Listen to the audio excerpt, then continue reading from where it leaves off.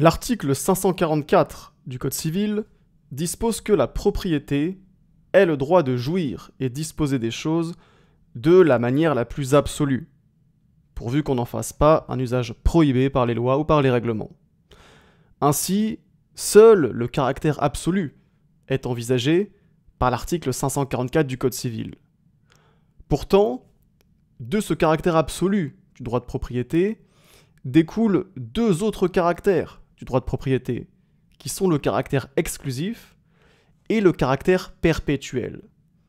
Le droit de propriété a donc un caractère absolu, un caractère exclusif et un caractère perpétuel. Et dans cette vidéo, nous allons détailler ensemble chacun de ces caractères du droit de propriété. Et on commence tout de suite avec le caractère absolu du droit de propriété. Le caractère absolu signifie qu'en principe, le droit de propriété est illimité. En principe, le droit de propriété est illimité. Et à ce titre, le propriétaire dispose de toutes les prérogatives possibles sur son bien. Il a donc un droit d'usage de la chose. Il peut en principe se servir de la chose comme il le souhaite. Il a également un droit de jouir de la chose. Il peut percevoir les fruits produits par la chose. Par exemple, le propriétaire d'un appartement peut louer son bien et en percevoir les loyers. Et enfin, il a un droit de disposer de la chose. Il peut donc abandonner ou détruire son bien s'il le souhaite. Il peut également en transférer la propriété avec un acte juridique, comme par exemple un contrat de vente. Il peut vendre son bien s'il le souhaite.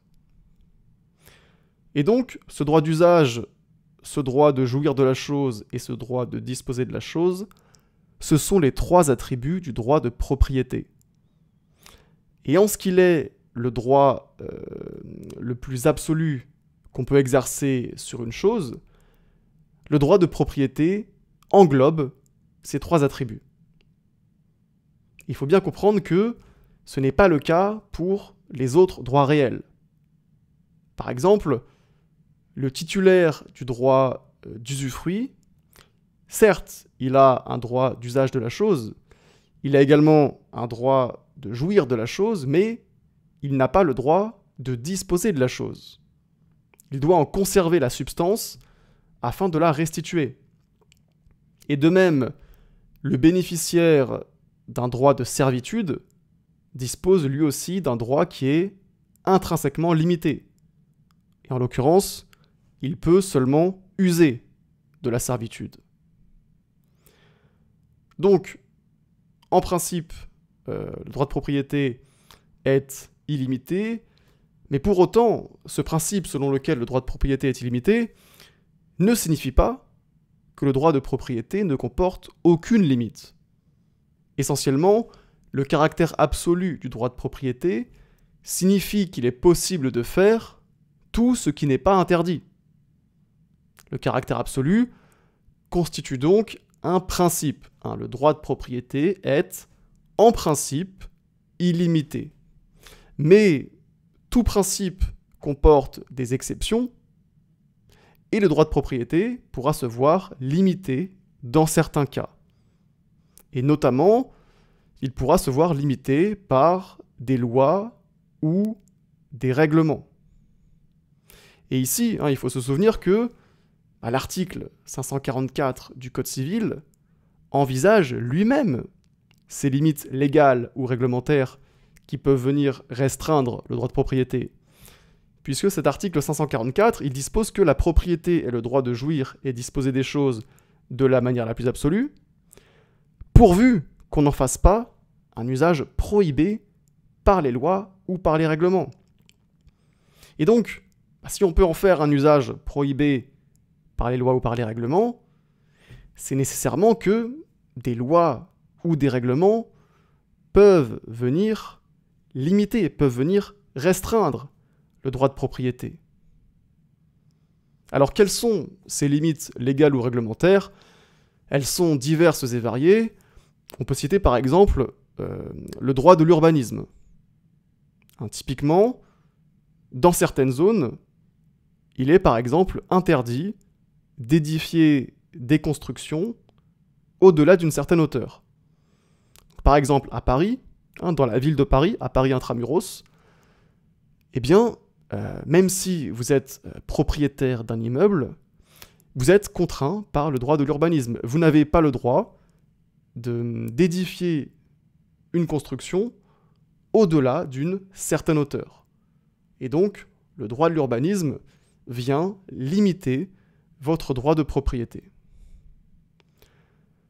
Également, le droit de propriété, donc au-delà des lois ou des règlements, il peut se voir limité dans un contrat. Par exemple, deux propriétaires de fonds voisins peuvent convenir dans un contrat d'établir une servitude qui grèvera l'un des fonds au bénéfice de l'autre fonds. Et dans un tel cas, le propriétaire du fonds servant, c'est-à-dire le propriétaire du fonds grévé par la servitude, verra son droit de propriété limité. Et puis enfin, le droit de propriété, il peut être limité par la jurisprudence. Et donc ici, on pense surtout à la théorie de l'abus du droit de propriété qui est issue de l'arrêt Clément Bayard. Et cette théorie de l'abus du droit de propriété, elle vient s'appliquer dans la situation où on a un propriétaire qui commet un acte dans le seul but de nuire à son voisin. On a un propriétaire qui commet un acte dans l'unique but de nuire à son voisin. Et par exemple, dans l'affaire Clément Bayard, on avait un propriétaire qui avait fait construire sur son terrain des carcasses de bois surmontées de pics en fer afin de causer des dommages au ballon dirigeable de son voisin. Et cette construction qui avait été érigée par le propriétaire, elle avait pour seul but de nuire à son voisin. Et ça, typiquement, c'est constitutif d'un abus du droit de propriété. Et la sanction, c'est soit la réparation en nature, donc qui consiste à faire cesser l'abus, soit la réparation par équivalent, qui consiste dans le versement de dommages et intérêts. Et donc, on voit typiquement avec cette théorie de l'abus du droit de propriété que la jurisprudence peut venir limiter le droit de propriété. Et c'est pour ça que le caractère absolu du droit de propriété doit être relativisé. En revanche, ce caractère absolu, il reste essentiel parce que les deux autres caractères du droit de propriété, à savoir le caractère exclusif et le caractère perpétuel, en sont des corollaires. Et on va maintenant s'intéresser au caractère exclusif du droit de propriété. Ce caractère exclusif, c'est le prolongement du caractère absolu, et ce caractère exclusif, il signifie que le propriétaire est seul maître de son bien. Autrement dit, le droit de propriété confère au propriétaire un monopole d'utilisation, d'exploitation et de disposition de son bien. Ainsi, le propriétaire peut invoquer son droit de propriété à l'égard de tout tiers. Et en particulier, il peut s'opposer à toute immixtion ou à tout empiètement sur sa propriété. Alors pour rappel, l'empiètement, c'est une occupation sans droit ni titre d'un bien appartenant à autrui. Et en matière d'immeuble, par exemple, l'empiètement sera caractérisé si le propriétaire d'un terrain édifie une construction ou plante un arbre, par exemple, sur le terrain de son voisin. Okay ? Là, il y aura empiètement.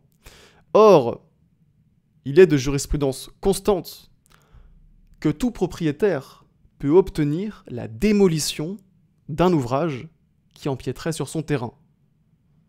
Et il n'est pas nécessaire d'établir un préjudice ou une faute du voisin. À partir du moment où le propriétaire subit un empiètement sur son terrain, même si cet empiètement est minime, il peut obtenir la démolition de l'ouvrage qui cause l'empiètement. Et par exemple, dans un arrêt du 20 mars 2002, la Cour de cassation a jugé qu'un mur qui dépasse de seulement un demi-centimètre sur le terrain d'un autre propriétaire constitue une atteinte au droit de propriété. Et donc, eh bien, la démolition de l'ouvrage qui causait l'empiètement devait être ordonnée. Donc ici, on peut voir que la jurisprudence fait une application particulièrement stricte du caractère exclusif du droit de propriété. Et voilà donc pour le caractère exclusif. On passe maintenant au troisième et dernier caractère du droit de propriété, qui est le caractère perpétuel. Et ce caractère perpétuel du droit de propriété, il emporte trois conséquences. D'abord, en principe, le droit de propriété n'est pas limité dans le temps. Il a vocation à durer autant que son objet. Et en cela, le droit de propriété se distingue de l'usufruit, qui est par nature un droit temporaire. En effet, si le titulaire de l'usufruit est une personne physique, sa durée maximum est celle de la vie de son titulaire. Et si le titulaire de l'usufruit est une personne morale, eh bien l'usufruit ne peut être concédé pour une durée supérieure à 30 ans. Ensuite, autre conséquence du caractère perpétuel du droit de propriété, c'est que le droit de propriété est imprescriptible. Il n'y a pas de prescription extinctive du droit de propriété. Ça signifie que le droit de propriété ne se perd pas, ne s'éteint pas par le non-usage, même prolongé. Par exemple, dans l'affaire dite de l'étang Napoléon, un étang avait été absorbé par la mer à cause d'une tempête. Et 70 ans plus tard, l'étang était de nouveau séparé de la mer à la suite de la reconstitution d'un cordon littoral. Eh bien, l'ancien propriétaire de l'étang a été réintégré dans sa propriété, même après 70 ans. Et donc on peut voir que, même après un non-usage particulièrement prolongé, 70 ans c'est quand même très long, pendant 70 ans, le propriétaire de l'étang n'a pas fait usage de son droit de propriété, mais pour autant, son droit de propriété ne s'est pas éteint, puisqu'il est imprescriptible, et c'est pour ça que l'ancien propriétaire a été réintégré dans sa propriété. Et puis, troisième conséquence du caractère perpétuel du droit de propriété, c'est que le droit de propriété est transmissible à cause de mort. Puisqu'il n'est pas limité dans le temps, il ne s'éteint pas au décès de son titulaire. Il se transmet aux héritiers.